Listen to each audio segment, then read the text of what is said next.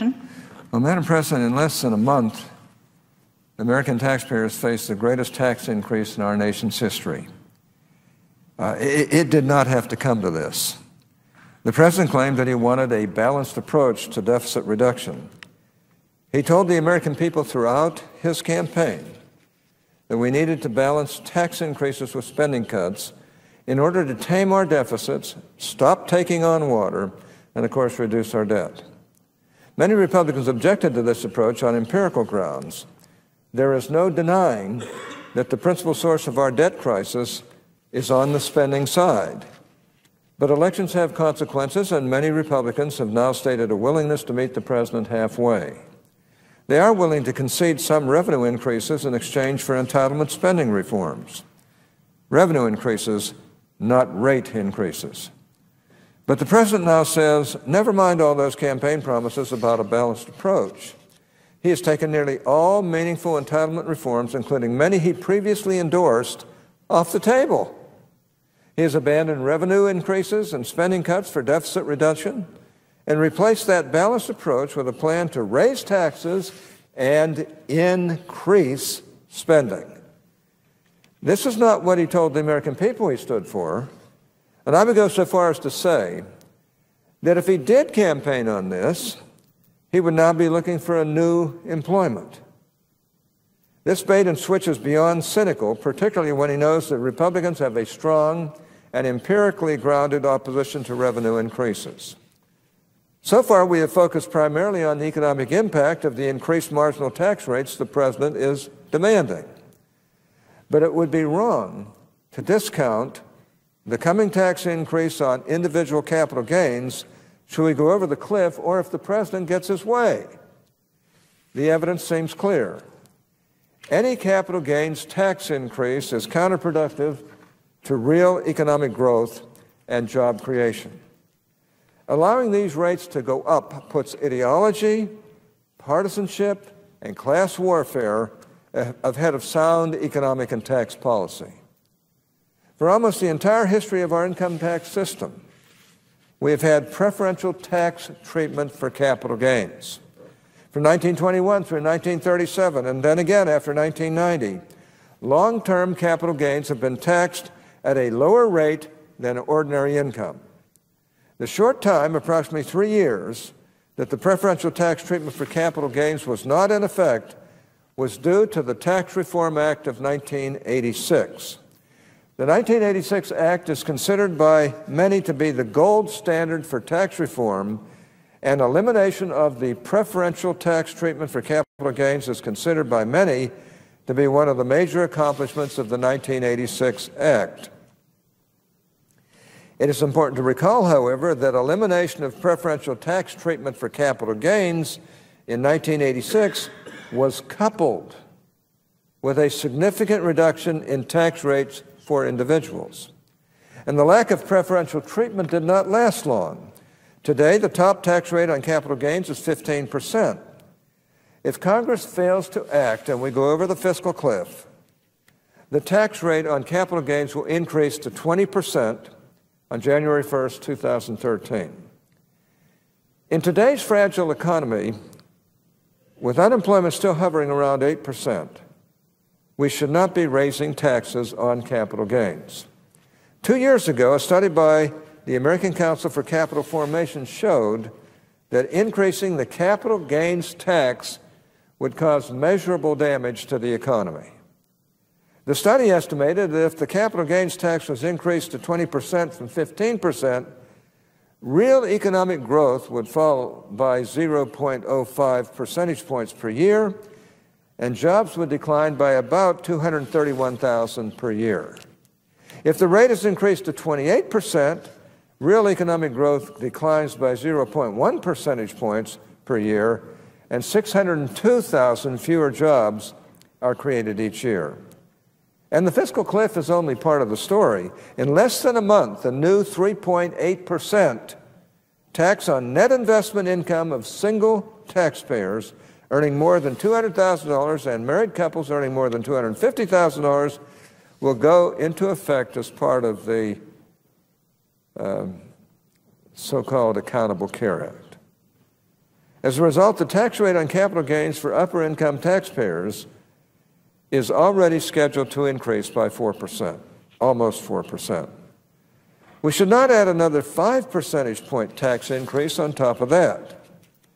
Upper income taxpayers will face a 23.8% tax on capital gains in 2013 if Congress fails to act to prevent a rise in the capital gains tax.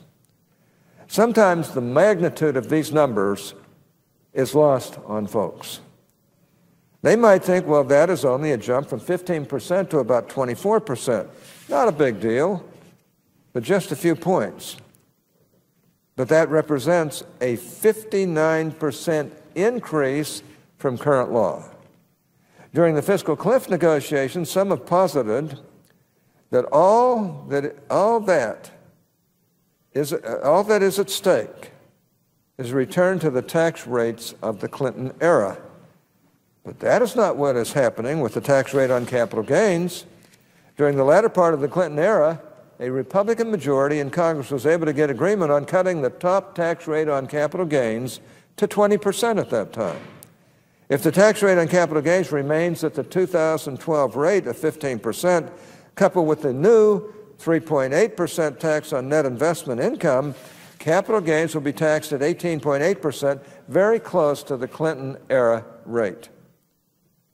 A 5% increase in the tax on capital gains to 20%, coupled with the increases imposed by Obamacare, will result in a rate of 23.8%, well above the tax rate on capital gains at the end of the 1990s. And we should not go down this road. And this is said specifically by the senator who, along with Senator Lieberman, pushed very hard for these lower capital gains rates. It was a Hatch-Lieberman bill that really was instrumental in bringing these rates down to the current level. There are a number of arguments on behalf of preferential tax treatment for capital gains. For example, there is a lock-in effect.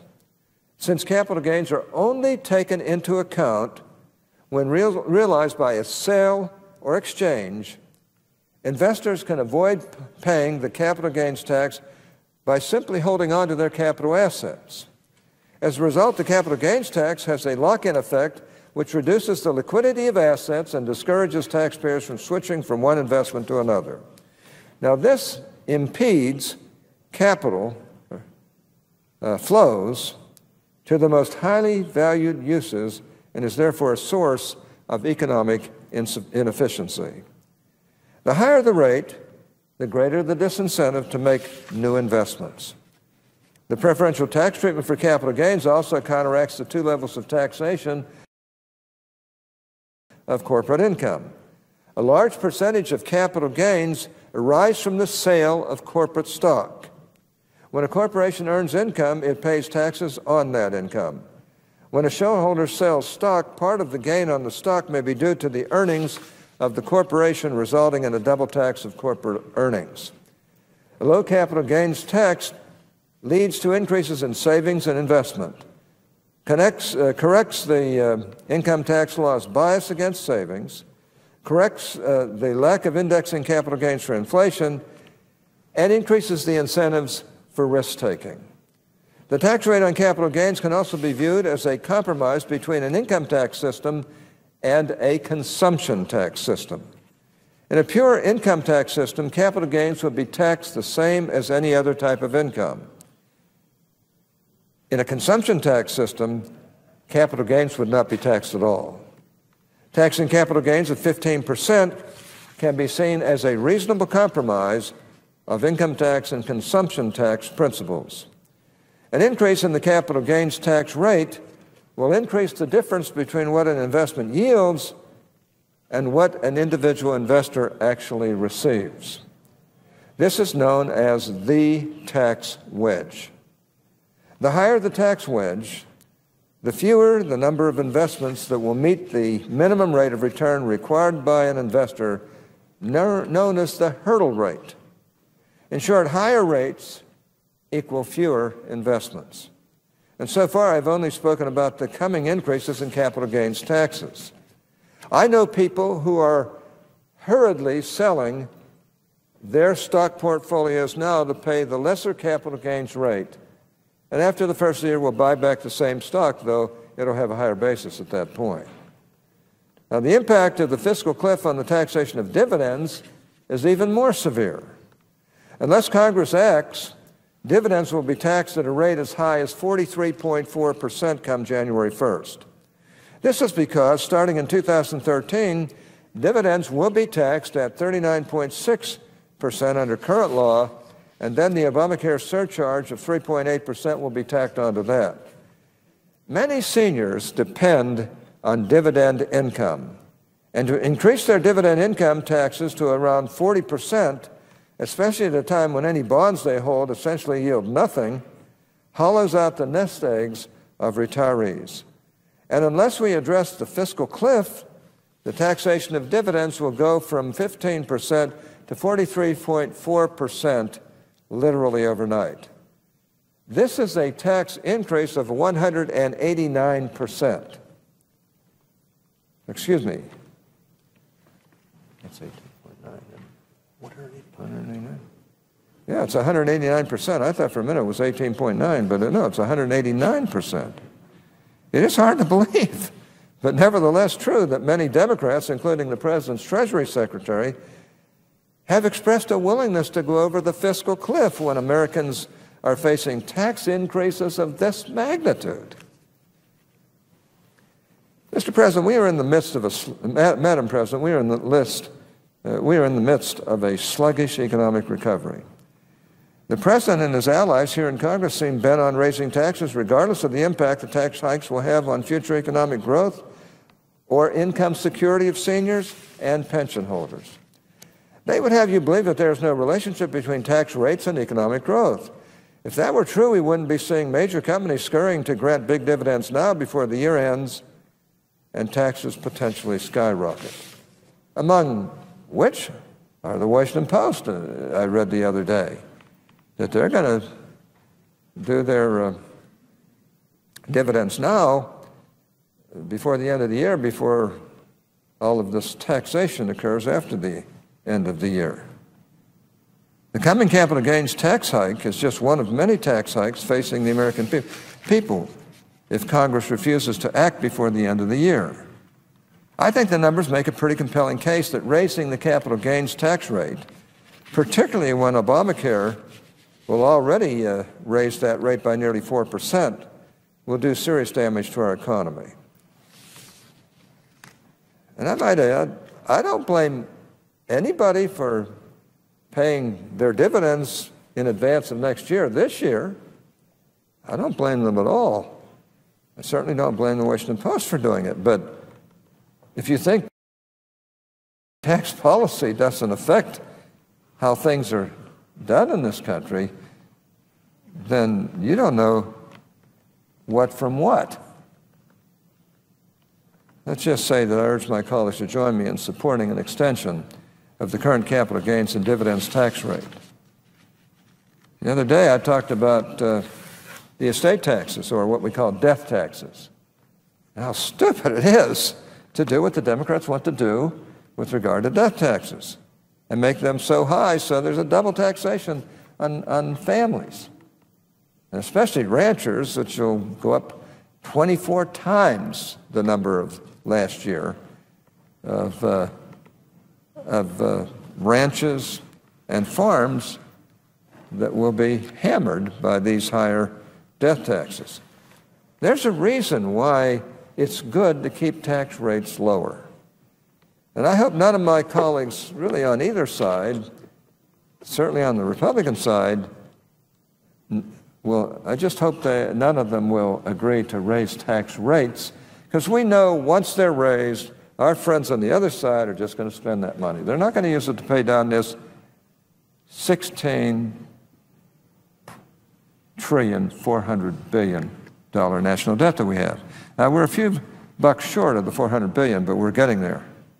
And it'll be $17 trillion before the end of this year, and then it will go up even faster after that with what the President plans to do to this country. We've got to wake up. I mean, we got to quit listening to the political talk, and we've got to start looking at the economics, and we've got to start looking at what works in taxation and what doesn't. And frankly, we have a long history of what works. We also have a long history of what doesn't. And we're about to embark on all kinds of programs that don't. And I don't want to see that happen. I hope that we'll fight against these things. I hope those who really do represent the people will start representing them instead of just asking for more and more money so they can spend more and more and get this country even more and more in debt. Madam President,